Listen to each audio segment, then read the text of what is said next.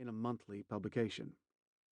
Nothing similar had ever been done before, or is likely to be done again. Even Norm admitted after the series ended that, when we started, he didn't really think the sale would happen.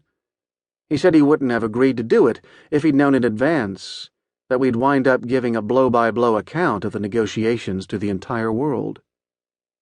But once we'd started, it was hard to stop, especially after it became clear that we were attracting a growing number of followers who eagerly awaited each new installment. At one point, Norm invited readers to send him advice about whether he should go through with the sale. Hundreds of emails poured in.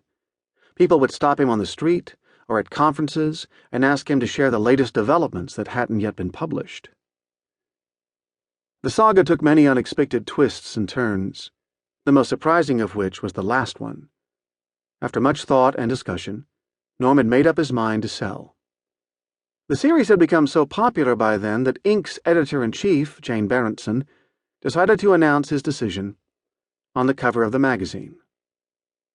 But just a few days before the contract was to be signed, he learned that the ultimate decision-maker among the buyers was the person he trusted least, a crucial piece of information that the other side had failed to mention.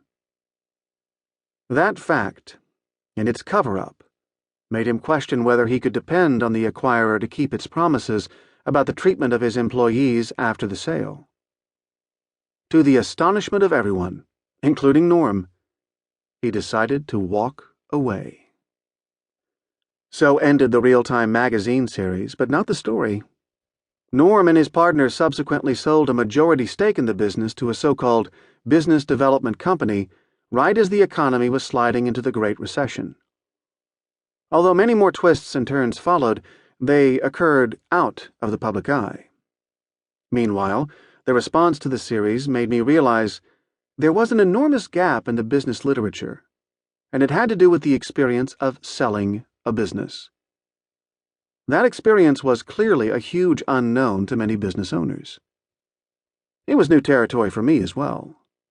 Up to that point, I'd had only a vague understanding of the exit process.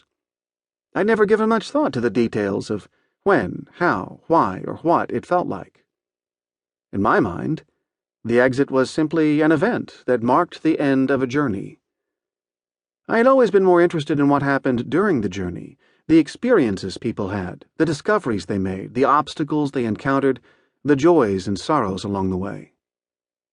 I'd also tended to regard exiting as a choice, not a necessity. I associated it with cashing out, and I associated cashing out with giving up.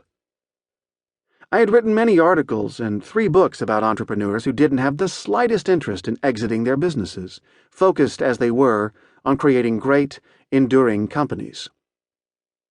Some of these owners had walked away from 9-figure paydays rather than risk having their companies wind up in the wrong hands. But as time passed and we grew older, it began to dawn on me, and on many business owners as well, that sooner or later they would have no choice but to take such a risk. We really weren't going to live forever after all. The best the owners could do would be to orchestrate transitions of ownership and leadership that would improve the odds of their company surviving and thriving after they were gone. But how? Where do you even begin? For that matter, when should you begin? What are your options? How much money should you be looking for? What role models are there, if any? What pitfalls should you be aware of? How do you identify and qualify potential successors if that's the route you choose to take? Alternatively, how do you find potential acquirers? What sort of outside help do you need? How much should you tell other people in the company? What will you do after you leave? And on and on and on. Once I took a closer look at exiting, I realized that it is a far more complex subject than I'd realized. It isn't an event. It is a phase of business, just as the startup period is a phase. As in a startup, there are many factors that affect how successful the exit will be.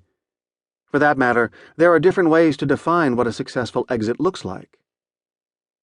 That was my hunch, at any rate. Granted, the books and articles I read on the subject all shared an assumption that an exit was